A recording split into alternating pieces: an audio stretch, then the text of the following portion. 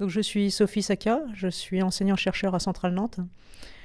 J'ai fait une thèse de robotique en 2002, que j'ai soutenue en 2002 à l'Université Paris 6. J'ai été me spécialiser en robotique humanoïde au Japon pendant 2 années. J'ai été maître de conférence à l'Université de Poitiers dans un premier temps, puis chercheur invité à l'Institut de technologie italien à Gênes pendant 1 an, où j'ai monté un projet entre l'humain et l'humanoïde.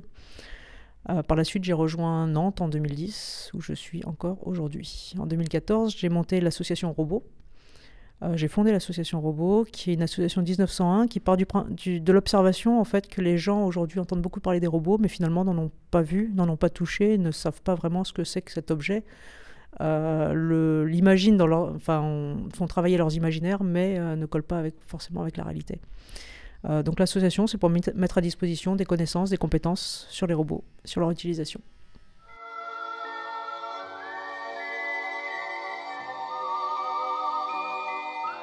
Alors pourquoi cette attirance pour les robots? Parce que c'est une technologie qui est extrêmement complexe, qui fait intervenir de nombreux domaines différents. Et ce qui est intéressant, c'est vraiment se placer au milieu de ces domaines. Entre l'humain, entre la machine, il y a de l'informatique, il y a de la mécanique, il y a de l'automatique, de l'électronique, enfin il y a plein de domaines différents. Il y a des impacts aussi au niveau sociétal et c'est un sujet qui m'intéresse particulièrement.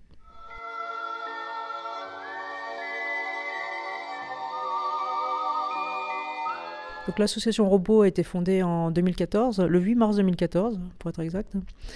Au début, c'était juste pour diffuser en fait, des informations sur les robots. Et puis quand j'ai vu l'absence de robots, l'absence de contact avec les machines qu'avaient les populations, rapidement sont nés des ateliers robotiques. Puis des programmes en fait pour... alors le programme c'est déjà pour faire des expérimentations robotiques dans la société, avec les vrais gens, avec des vraies populations, pas dans les laboratoires de recherche, pas sur les usines, pas là où il faut être spécifique et diplômé pour les toucher, mais vraiment au niveau de la société avec des expériences qui vont être évaluées en collaboration avec de la recherche pour faire une analyse d'impact et voir concrètement qu'est-ce que ça apporte, préciser qu'on n'est pas en concurrence avec ces robots, avec ces machines, qu'elles sont là vraiment pour améliorer la société et on réfléchit comment effectivement elles améliorent la société.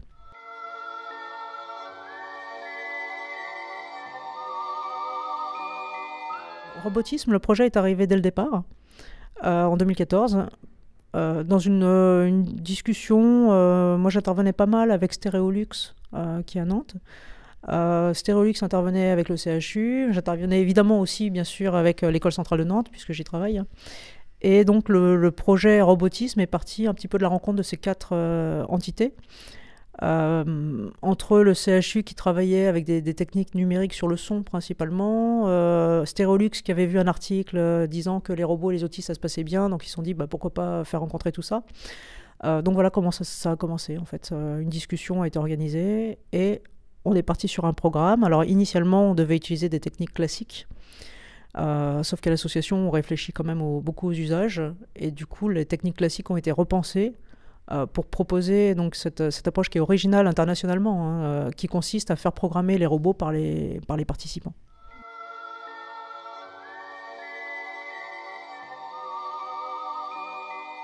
Le robot Nao est un petit robot humanoïde qui fait 60 cm de haut. Il pèse environ 6 kg. Il a été créé par initialement Aldébaran Robotique, qui maintenant est SoftBank Robotique. C'est une entreprise qui initialement est française et qui est devenue maintenant donc japonaise, rachetée par le Japon. Et qui fait aussi d'ailleurs les robots Pepper qui sont un petit peu plus grands ou le robot Romeo. Le robot Nao, donc, il est très pratique par son petit format. On le met sur la table quand on travaille avec. Et il a surtout cette forme humanoïde qui fascine, en fait. Et du coup, les participants peuvent lui faire dire des choses, tout ce qu'ils veulent, indépendamment des règles sociales, puisque c'est le robot qui le dit et pas eux. Et comme il a cette forme humanoïde, dans les imaginaires, c'est une espèce de personnage qu'on va faire vivre, un avatar qu'on fait vivre à notre place, et qui fait ou dit tout ce qu'on veut, ou presque, dans les limites technologiques, bien sûr. Alors les limites technologiques, il y en a, par exemple, il n'y a pas de colonne vertébrale, il est simplifié, c'est un humain simplifié. Mais c'est un humain qui est, un humanoïde qui est quand même très, très confortable.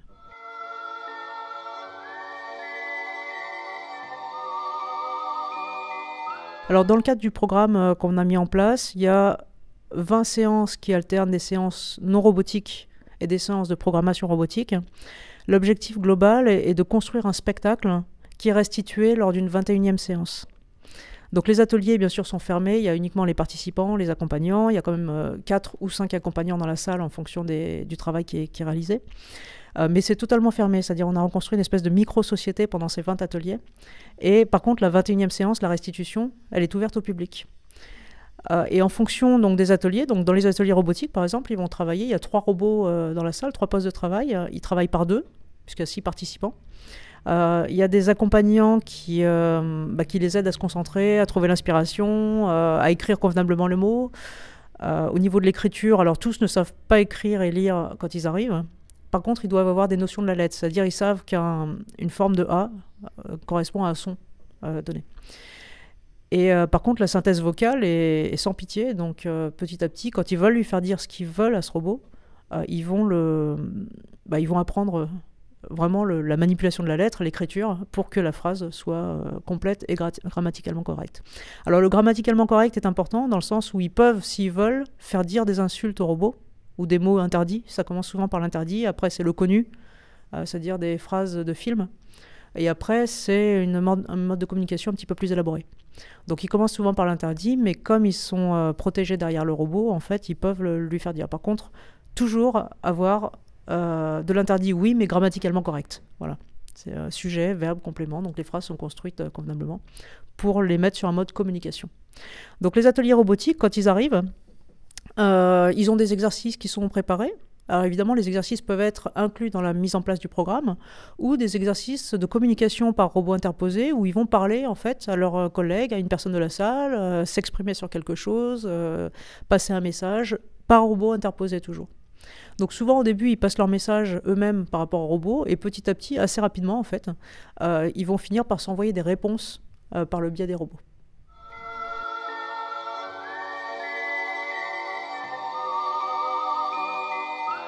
On a eu des résultats très convaincants. Alors, on a eu des résultats aussi sur l'objet robot en lui-même déjà, puisqu'il était dans son usage avec des autistes, souvent, il est programmé pour remplacer le thérapeute. C'est-à-dire, il va faire les exercices à la place du thérapeute. Il se trouve qu'avec le robot, l'enfant va suivre l'exercice, alors qu'avec l'humain, pas forcément. Donc ça permettait de le faire faire. Par contre, il y a toujours cette notion un peu ambiguë de remplacement du thérapeute. Donc la première réponse qu'on a eue, c'est le robot ne remplace absolument pas le thérapeute. C'est-à-dire on peut avoir un autiste à la maison avec un robot, il ne se passera rien, quoi. Alors je parle d'autisme, de situation autistique, mais toute situation de handicap cognitif, en fait. On peut avoir le robot sur la table, il ne se passera rien.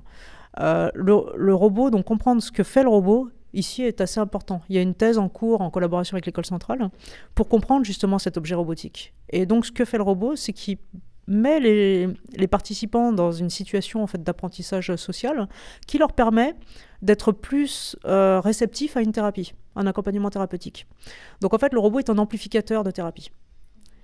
Et donc c'est ce qu'on fait autour qui est important. C'est pas forcément le robot lui-même, c'est ce qu'on va faire autour où il va être beaucoup plus réceptif que s'il n'y avait pas de robot humanoïde sur la table. Voilà.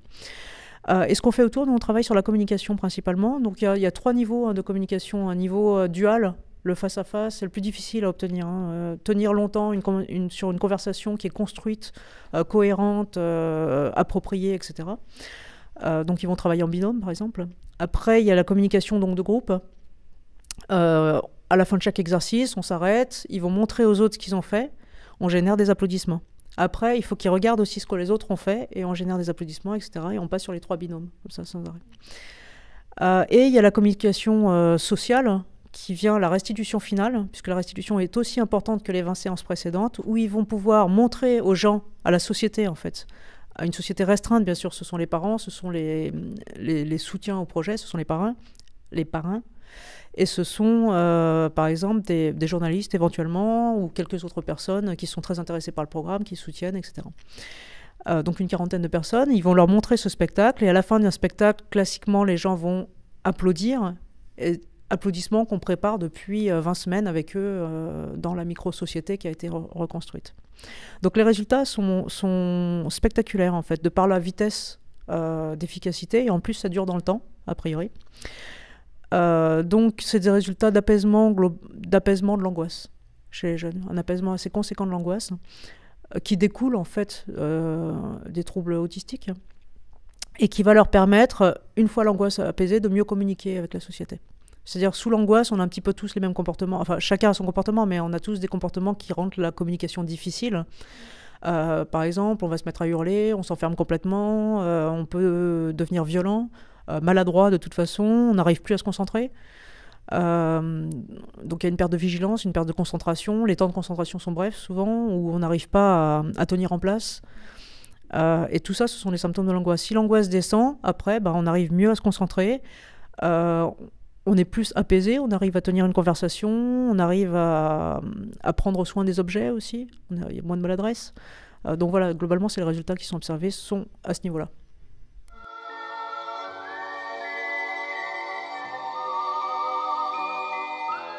Les retours des parents sont globalement très positifs. On n'a pas eu de retour négatif pour l'instant.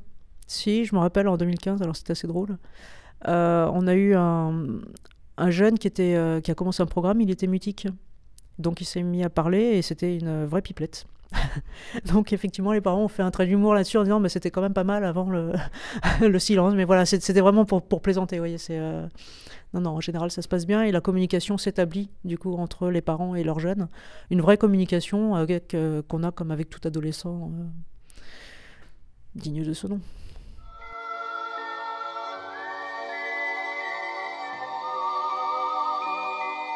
Pour le robotisme, il y a un spectacle qui est créé, on a 2 années de programme. La première année, on leur donne le spectacle, c'est une histoire à 4 voix de Anthony Brown, je ne sais pas si vous connaissez.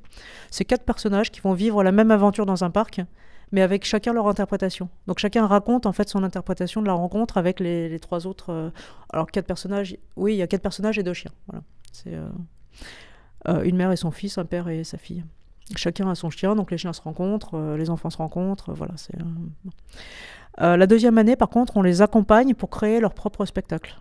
Donc là, il y a une phase de création des jeunes, où ils vont vraiment écrire leur histoire avec des personnages, avec un lieu, avec un déroulé, et avec après la programmation qui va avec.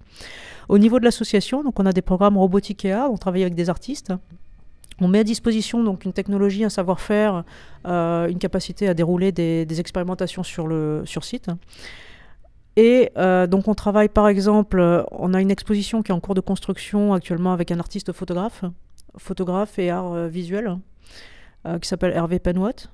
Lui travaille beaucoup sur le cadre photographique, mais par des techniques numériques, c'est-à-dire dans votre cadre photographique qui ne bouge pas, qui est fixe, c'est filmé, et donc vous avez un mouvement de ce qui se passe à l'intérieur. Donc il a fait des instants, c'est extrêmement apaisant, et il modifie bien sûr temporellement, il modifie au niveau de la couleur, il modifie tout un tas d'éléments, il peut faire des montages aussi, ce qui fait que cette scène qu'on voit est en même temps réelle, photographique, et en même temps surréaliste, puisque ça résulte d'un montage. Le lieu finalement n'existe plus, puisqu'il a été modifié par d'autres interventions vidéo. Donc on est en train de monter une exposition entre donc, ces cadres photographiques et le cadre visuel du robot, qui est aussi un cadre restreint, puisqu'on opère un robot Pepper, qui est du même fabricant, un SoftBank Robotics, en immersion, c'est-à-dire un opérateur a un casque qui voit ce que voient les caméras du robot, on a un casque qui entend ce qu'entendent les microphones du robot. Quand on parle, c'est retranscrit directement sur les haut-parleurs du robot. Et quand l'opérateur bouge, le robot bouge de la même manière, le tout synchronisé en temps réel. Et donc, on va faire intervenir ce robot sur lequel on va modifier le cadre des caméras pour retranscrire en temps réel sur un écran et faire un instant, un instant esthétique finalement, modifié, artistique de ce cadre. Après, on travaille aussi avec une artiste sonore, où là, on cherche actuellement... Alors, c'est toujours un petit peu dans ce cadre de l'innovation et de l'innovation réellement. Le travail avec Hervé Penwatt, le travail avec Hervé Penwatt se fait en collaboration avec de la recherche, et il y a des publications scientifiques pour ce travail sur le cadre, en fait. Et donc, on travaille aussi donc, avec la musique, sur les sons plutôt, de récupérer les sons corporels humains pour programmer en fait les mouvements du robot. C'est-à-dire synchroniser les mouvements du robot sur les sons de l'humain. D'accord ? Pour essayer d'avoir une espèce de cohésion entre le mouvement de la machine et le mouvement de l'humain. On a un autre travail sonore aussi par rapport à réaliser les mouvements du robot en fonction des sons qu'on désire obtenir. Alors, les sons des moteurs, en l'occurrence. D'accord ? Donc les moteurs, souvent dans la musique, le robot bouge, on récupère le son, on le sample et on l'utilise. Là, c'est le contraire, c'est-à-dire on veut obtenir un certain son de la part des moteurs et on va générer le mouvement qui va permettre d'obtenir ce son. Vous voyez, on a inversé un petit peu l'usage. On a aussi une pièce de théâtre qui est en train d'être construite, 3 acteurs dont un robot. Voilà, on a un certain nombre d'actes artistiques qui vont se mettre en place doucement, toujours avec cette réflexion bien sûr, de voir qu'est-ce que ça apporte, qu'est-ce que ça décale, qu'est-ce qu'on peut en faire, est-ce qu'on le garde, est-ce qu'on le garde pas. Voilà.